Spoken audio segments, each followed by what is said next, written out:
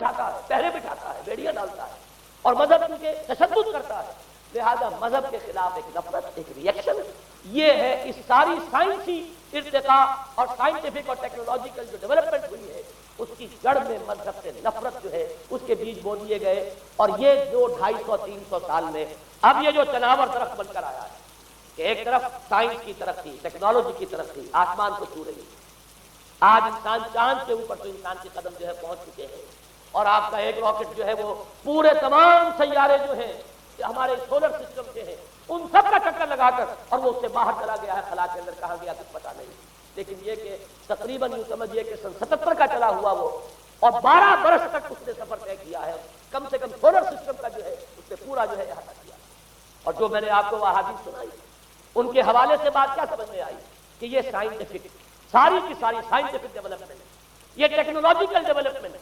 لیکن چونکہ اس کے ساتھ مذہب کا انکار ہے، خدا پر ایمان نہیں ہے، آخرت کا یقین نہیں ہے، روح کا گویا کہ انکار، روحانیت تو بہت دور کی بات ہے، روح کا بھی انکار. نتیجہ یہ ہے کہ ان دونوں چیزوں کے مابین وہ گیپ جسے میں نے کہا تھا ایپالنگ گیپ، ایک بہت بڑا گیپ ہے جو پیدا ہو چکا ہے. اب میں حدیث آپ کو سنا رہا ہوں. بخاری شریف میں جو روایت ہے حضور نے فرمایا کہ دجال کے ماتھے پر لکھا ہوا ہوگا کافارا.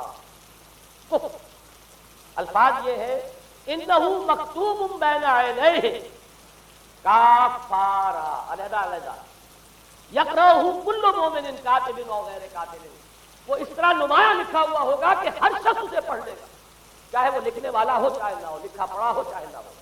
یعنی اس تہذیب کی پیشانی پر کفر لکھا ہوا، مذہب سے دشمنی، مذہب سے بغض، مذہب سے دوری، مذہب کی ہر چیز کی ضرورت. آج جو ایک ورلڈ سویلائزیشن ہے، ایک عالمی تہذیب ہے جس کا کہ غلبہ ہے ہمارے پورے گلوب پر، اس میں 3 چیزوں کے مقابلے میں 3 چیزوں کی اہمیت ہے.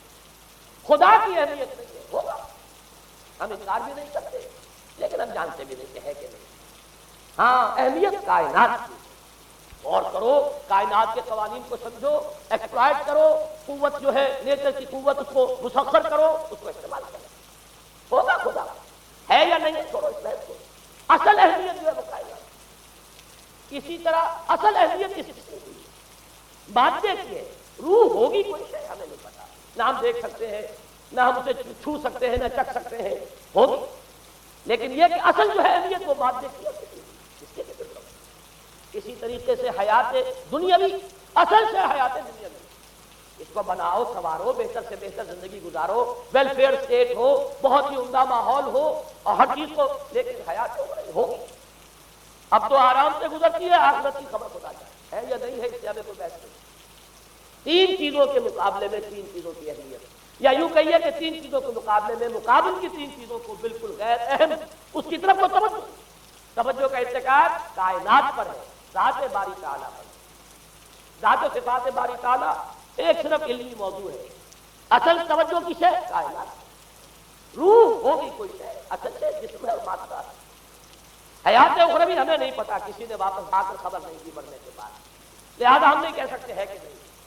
البتہ یہ کہ حیات دنیا میں جو ہے اس کو مضبوطی کے ساتھ تھامو، اس کو بہتر بناؤ. توجہ کا اصل ارتکاز حیات دنیا میں. یہ ہے وہ گلوبل سویلائزیشن جو در حقیقت یورپ سے ابھری، اور یورپ سے ابھری ہے اس کی بنیاد میں مذہب کی دشمنی موجود تھی. جو رد عمل تھا در حقیقت اس پاپائیت کے نظام کا، جو پولزم کے ذریعے سے دنیا میں قائم ہوا، یہ وجہ ہے. اور آج انسان جہاں کھڑا ہے غور کیجیے، انتہائی ہولناک جنگ جو ہے وہ اس کے سر پر ایک خطرے کے طور پر مسلط ہے. 2 جنگیں اس ایک صدی میں ایسی ہو چکی ہیں جنہیں آپ نے ورلڈ وار 1 اور ورلڈ وار 2 اتنے بڑے پیمانے پر قتل و غارت دنیا میں پہلے کبھی نہیں. اس لیے کہ پہلے فوجوں کی جنگیں ہوتی تھیں، آبادیوں پر جا کر کہیں کو قتل عام ہو گیا ورنہ یہ کہ قبضہ لیا. پہلے وہ کسی اور کی ریت سے کسی اور کی ریت ہو گئی. آیا بابر آیا، اس نے پانی پت کے میدان کے اندر ابراہیم لوڈی کو شکست دی. دلی میں آ کر اس نے کسی کا خون نہیں بہایا، بس وہ آ کے تخت پر قابل ہو گئے. کہیں ہوئے ہیں فتنے یا پھر عذاب الہی آتے رہے ہیں کہ رسولوں کے انکار کی سزا کے طور پر قوم نسیہ منسیہ کی گئی ہے. لیکن جنگیں جو دنیا میں ہوتی وہ جنگوں کا معاملہ جو ہے وہ اس پر اچھا ہوتا ہے. وہ فوجوں کے درمیان ٹکراؤ ہوتا تھا، میدان جنگ میں پشتوں کے پشتے لگتے تھے، لیکن اس کے بعد نہیں ہو گیا. کہیں کسی نے بہت غصہ نکال دیا. لیکن اس صدی میں اب جو جنگیں ہوئی ہیں اس سے تو ملک کے ملک ٹھہر جاتے ہیں. آبادیاں ختم ہوں گی، اور جو تیسری جنگ ہوگی یہ جان لیجیے آخر انسان کب تک اسے ٹالے گا۔ رشیا کے بارے میں یہ سمجھنا کہ وہ پیچھے ہٹ گیا ہے پسپائی اختیار کرنی، اس میں بہت بڑی حماقت ہے۔ وہ در حقیقت اب ڈپلومیسی کی راہ سے سپریمیسی چاہتا ہے، لہذا تصادم تو ہو کر رہے گا۔ مولانا مناظر حسن گیلانی رحمۃ اللہ علیہ کے خیالات جو ہے وہ مجھے اس سورہ کہف کے ابتدائی آیات کے ضمن میں مجھے ان سے اتفاق ہے، اور بہت سی چیزیں ان سے ماخوذ۔ اسی طریقے سے جو حدیث اب میں آپ کو بتا رہا ہوں میرے سامنے اس کا متن نہیں ہے، مولانا حامد میاں رحمۃ اللہ علیہ انہوں نے مجھے یہ بتایا تھا کہ جو میں نے جمع کیے ہیں حالات و واقعات، قیامت سے پہلے جو حالات و واقعات پیش آنے والے ہیں جن کی پیشین گوئی احادیث میں ہے، ان سے معلوم ہوتا ہے کہ ایک بہت بڑی خوفناک جنگ، اتنی بڑی خوفناک جنگ، اور ان کے الفاظ یہ ہے کہ اس میں دونوں فریق جو ہوں گے ان میں بڑی تعداد عیسائیوں کی ہوگی، ادھر بھی ادھر بھی، ایک طرف البتہ عیسائیوں کے ساتھ مسلمان بھی ہوں گے، یہودی بھی ہوں گے، اور دوسری طرف خالص عیسائی طاقت ہوگی، اور ان کے درمیان اتنی خوفناک جنگ ہوگی۔ الفاظ ان کے یہ ہے اس حدیث کے جو انہوں نے مجھے بتایا، ایک پرندہ سینکڑوں میل تک پرواز کرے گا اور اسے سوائے لاشوں کے اور کچھ نظر نہیں۔ آپ تصور کیجیے اگر ایٹمک وار ہو جاتی تو یہی ہوگا، تہس نہس ہو جائے گا، وہاں ختم ہو کر رہ جائے گی۔ اور یہ چیز جو ہے یہ بہرحال یہ جتنا کچھ فائل اپ کیا گیا ہے، یہ ڈسٹرکٹیو فورس سائنس کی یوں سمجھیے کہ معراج اب یہی ہے۔ اب تو اسٹار وارز کی باتیں ہو رہی ہے کہ صرف زمین پر نہیں، باہر بھی یہ جنگیں ہمیں لڑنی پڑیں گی، لیکن یہ کہ اس کا کیا ہوگا۔ امریکہ میں ایک پکچر تیار کی گئی تھی، دی ڈے آفٹر غالباً اس کا نام ہے، اس میں ایک نقشہ دکھایا گیا ہے اس قدر ہولناک کہ یہ 100 اونچی منزلہ عمارتیں جو ہے یہ ایسے جیسے کہ کچے گھروں میں ہوتے ہیں ایسے وہ پگھل کر رہ جائیں گی، اور یوں سمجھیے کہ انسان جو ان کے اندر ہوں گے، ایک ایک منزل کے اندر، ایک ایک ایسی 100 منزلہ عمارت کے اندر ہزاروں آدمی ہوتے ہیں، جیسے کہ کوئی ایسی کالونی ہو کوئی ان کی ڈیوٹیوں کی، اور اس پوری کالونی کو آپ اپنے پاؤں سے بسل دیں، ایسے ہی سارا تھا اگر وہ جنگ ہو جاتی جس کا نقشہ کیا گیا۔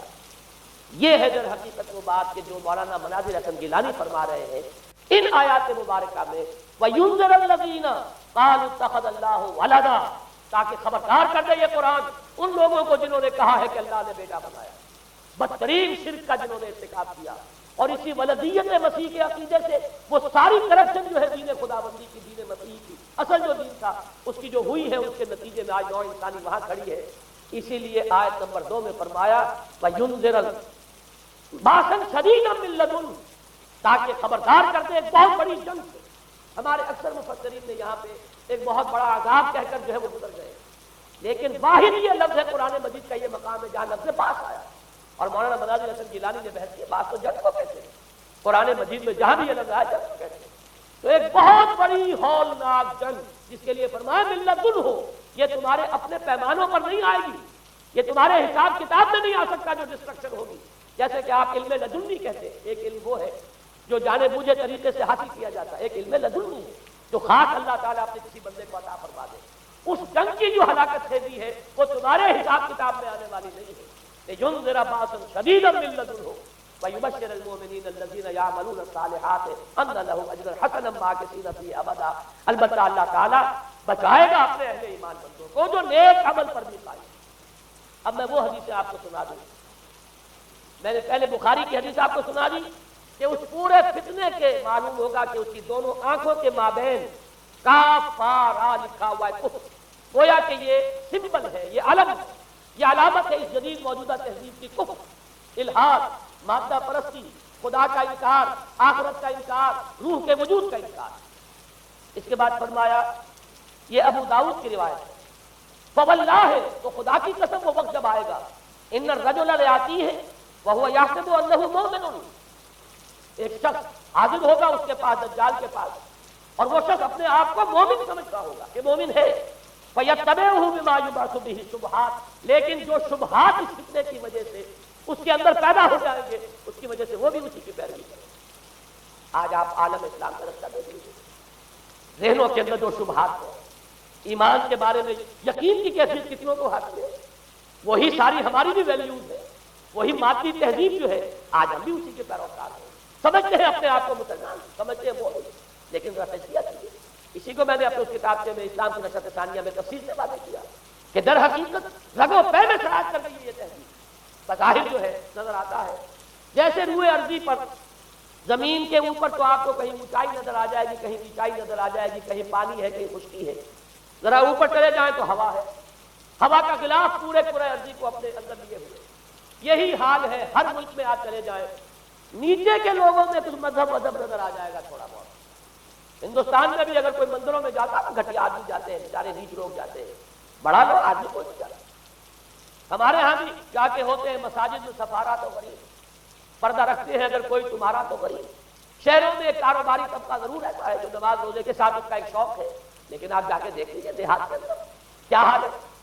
تو معلوم یہ ہوا کہ نیچے تو شاید کچھ نہ کچھ فرق ہے. یہ مسلمان ملک ہے، یہ ہندو ملک ہے، یہ فلاں ملک ہے، یہ بدھ مت کا ملک ہے. لیکن اوپر چلے جائیں، یعنی ہر ملک کے اوپر جو ایلیٹ ہے، جو اعلیٰ تعلیم یافتہ، جو آپ کی ملٹری اور سول بیوروکریسی ہے ٹاپ کی، وہ تو ایک ہی رنگ میں رہے گی. ان کا لباس وہی، ان کا رہن سہن وہی، ان کا تمدن وہی.